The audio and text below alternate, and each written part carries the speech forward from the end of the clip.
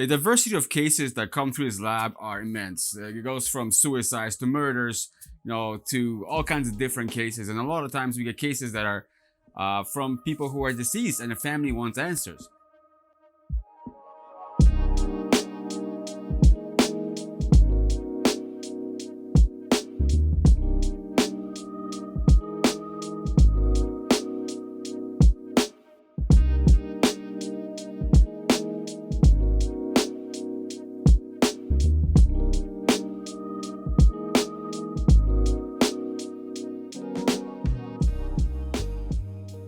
Now, I'm not going to get to legality of the whole deal of getting into deceased people's devices. We do it by the book, so this is a topic for a totally different video. However, I want to take you through a case that we had 2 weeks ago. I'm just getting to it now because it was really interesting, and I was kind of contemplating whether I should make a video about it or not. And I think so. I've decided to make a video on this. And the case went from having absolutely no information and no access to any devices. And at the end, we got into all the devices. Almost all. I think one we couldn't get into, which is an alphanumeric password on an iPad.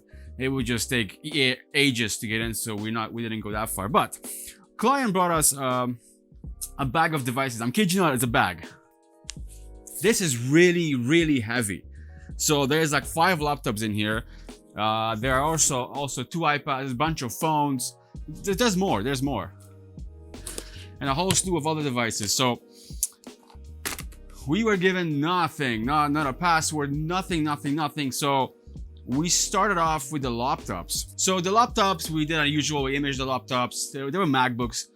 Luckily for us, none of them had FileVault installed on them. So we got the laptops imaged. Then we went into cracking the phone. So we had iPhone 4S, quite easy using Cellebrite. We got into that one, no problem. There was also a iPad, there was a bunch of Blackberries, there was some flip phones, all kinds of devices. So as we went on from the computers to the phones, we still had no passwords. We wanted to get into the most recent devices. The most recent device was an LG phone that's not supported by Cellebrite whatsoever for password cracking. And there was an iPad that we wanted to get into, and the last MacBook that was last used by the deceased person. So one of the Blackberries, before we did chip off, I told the client, we're going to fix that phone because the phone was broken, it wasn't turning on. We're going to fix the phone, give it to you, let you look through it before I go to the drastic measures of doing a chip off. And then maybe we can find some passwords on there. So we fixed the device. I didn't look through it. I gave it to the client took it. They looked through it. They find some passwords in contacts. They gave me the list of passwords. And at this point, I was already going through the computers and I found some other passwords. So now we have this huge list of passwords. Now, just because we have these passwords, it doesn't mean they're going to work. This is something you learn if you do work in this field, or you crack any passwords for a different kind of work. You learn that a lot of people either recycle the same passwords or they modify the passwords a little bit. When we had all these passwords, we tried breaking into the iPad. For some reason, our brute forcing on the iPad kept failing halfway through, and I couldn't fix it. I spoke to support. We couldn't figure out what the issue is. This is actually still working on a fix for that. So iPad, the LG phone, and the computer, and the MacBook, they were sitting there, and I thought, holy crap, this is the last few pieces our client needs to get into these computers. Even though we had data off the laptop, the client wanted to log into the websites of their family members so they can look at a few things. I don't want to discuss what it is, but they needed the computer working and be able to log in. So it got to the point where we're sitting up front of the office there, and I'm talking to the client, and I thought, let me try this password. So I looked at a bunch of passwords, and I thought, let's try this password. And I remember typing the password into the MacBook, boom, I was in. So now we're in the MacBook. Client's very happy because now they can take the laptop, they can log into what they need to, they can do what they gotta do. At this point, we still have the iPad we can't get into, and we still have the LG phone. The LG phone was, it had a pattern unlock, and then the client tried a few patterns, and it wasn't working. Now, I'm very good at guessing passwords. There's been few instances, I think five now, since I was able to guess someone's password. It's just, sometimes the way my mind works, I'll put things together, I figure this is what the password is going to be. I once guessed a password to an iPhone. A kid set a password on an iPhone. This is years ago. And I thought, what would a kid put for a password? And I looked at the screen and I thought, number 5 is right in the middle. So I went 5555. Boom, I was in the phone. It's just luck. It's nothing else. I mean, if everything else fails, I will do 1 or 2 attempts on a device, because what other options do you have? So going back to the case, so we're in the laptop. The password starts with a C. So as the client is sitting there, I grabbed the LG phone and I said to them, you know what? Could it be maybe this person, since the password started with a C on the laptop, could it be a C on the pattern? And as I'm sitting there and I drew the C and the phone unlocked, I was like, come on! That was the craziest thing. I couldn't believe I got into the phone. And I spoke to Celebrite. There was no solution for that LG phone. It's a brand new phone, file-based encrypted, nothing you could have done. I think it had secure startup. So either way, we couldn't get into it, even if you wanted to. So we got into all these devices. Clients now are super happy because we got into everything they wanted. What I forgot to mention also in the video as I was filming the first portion is the other iPad that the customer has. The way we got into the other iPad, even though the brute force failing, once we get the password to the iPhone 5S, I figured this must be the password this person could have been using on the iPad. So when we tried that pin code on the iPad, we finally get into it. We still want our vendor to fix our brute forcing capabilities for the iPad. I don't know why it fails halfway through, but you know, sometimes when you have multiple devices, you can really get into some of them without a problem. At the end of the day, they got closure. And that brings me back to another case we had a year ago. I'm gonna put the photos here of what we had. It was an iPad Pro, also from a deceased person, and the screen was so dirty that you can see there was 3 numbers being used. So there was a 4-digit code and 3 numbers, and the numbers were 2, 3, and I think 5. Yeah, I think it was 2, 3, and 5.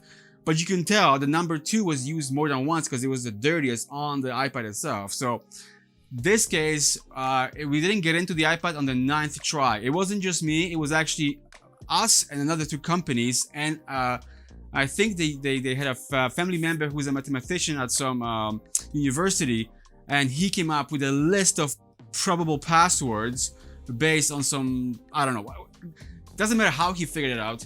We were trying 1 password a day because we only had 10 tries, right? So I remember we got to the 8th password and I said, I think we have 1 more try at it, and maybe after that there's no more tries. It was either 9th or 10th try, and then I remember we were down to the last few passwords and we chose the next one on the list.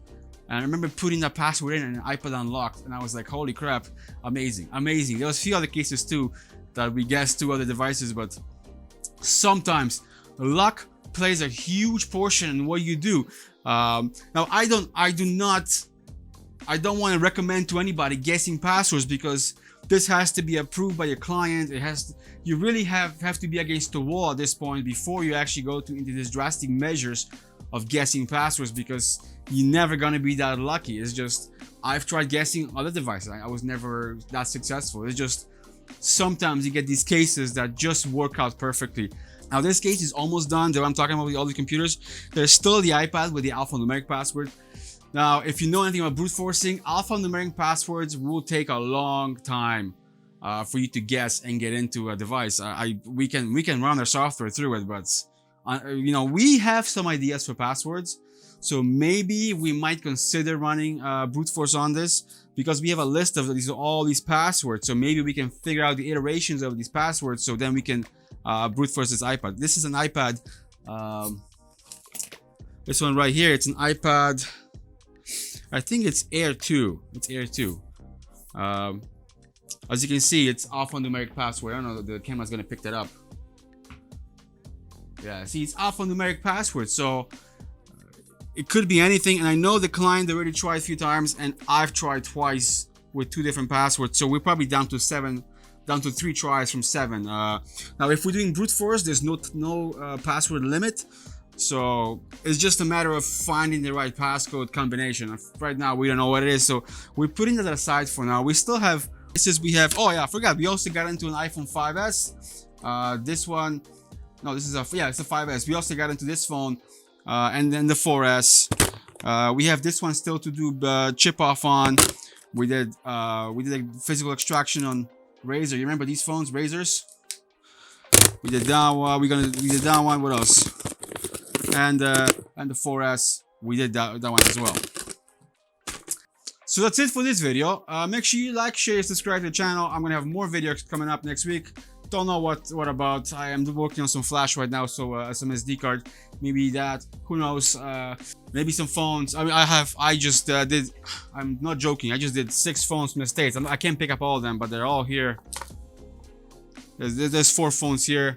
There's 2 more over there. We did all that this week. This took me a while because it was chip off, it was brute forcing, it was fixing a bunch of phones. So this client just sent a whole box of devices, and we're just getting through it right now. So it seems like a lot of clients are now sending us bulk recoveries and forensic jobs, which is fine with me.